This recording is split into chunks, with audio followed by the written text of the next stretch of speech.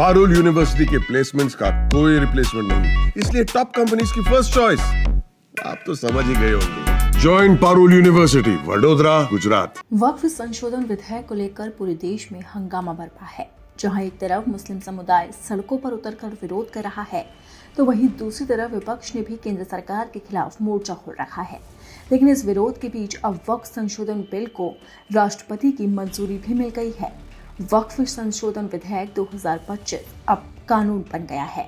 Marathon बहस के बाद संसद के दोनों सदनों से इसे पारित करा लिया गया और अब राष्ट्रपति द्रौपदी मुर्मू ने भी इसे मंजूरी दे दी। वहीं इस मंजूरी के बाद अब मुस्लिम समुदाय तगड़ा भड़क उठा है। ऑल इंडिया उलेमा बोर्ड ने वक्फ संशोधन बिल को काले कानून या जंगल कानून से भी ज्यादा खतरनाक बताया। बोर्ड का दावा है कि ये मस्जिदों और मदरसों जैसी इस्लामी संपत्तियों को खतरे में डालता है। संगठन के राष्ट्रीय अध्यक्ष अल्लामा बनी नईम हसनी ने कहा है कि नए बिल की मुख्य समस्या ये है कि अगर कोई सरकारी कर्मचारी वक्फ संपत्ति पर दावा करता है तो कोई दूसरा सरकारी कर्मचारी इस मामले पर फैसला करेगा। सरकारी कर्मचारी द्वारा लिए गए फैसले को हाई कोर्ट या सुप्रीम कोर्ट में चुनौती भी नहीं दी जा सकती। ये बिल मस्जिदों, मदरसों और आश्रय गृहों जैसी वक्फ संपत्तियों के अस्तित्व को खतरे में डालता है। इस तरह से सभी इस्लामी संपत्तियां खत्म हो जाएंगी। यहाँ तक कि सिख, ईसाई और अन्य समुदाय की संपत्तियां भी भविष्य में इस तरह से खत्म हो जाएगी।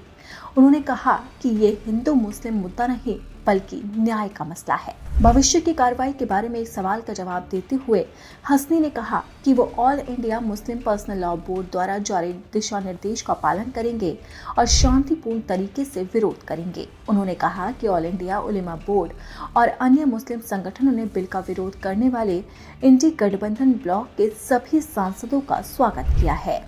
आपको बता दें कि वक्फ संशोधन बिल को लोकसभा और राज्यसभा से भारी बहस के बाद पारित करा दिया गया। वहीं नए कानून को कांग्रेस, AIMIM और आम आदमी पार्टी ने अलग अलग याचिकाओं के साथ सुप्रीम कोर्ट में चुनौती भी दी है। इस चुनौती के बीच में सत्तारूढ़ राष्ट्रीय जनतांत्रिक गठबंधन यानी कि NDA सरकार ने कहा है कि ये कानून मुस्लिम विरोधी नहीं है, लेकिन विपक्ष समेत मुस्लिम संगठन इसका जमकर विरोध कर रहे हैं। यहाँ तक कि अब ये मामला सर्वोच्च अदालत में भी जा पहुंचा है। अब देखना होगा कि इस कानून की जंग में आगे क्या होता है और अदालत मुस्लिम समुदाय और विपक्षी नेताओं की याचिका पर क्या फैसला सुनाती है। फिलहाल तो अभी इस बिल को कानून की शक्ल में मंजूरी मिल गई है।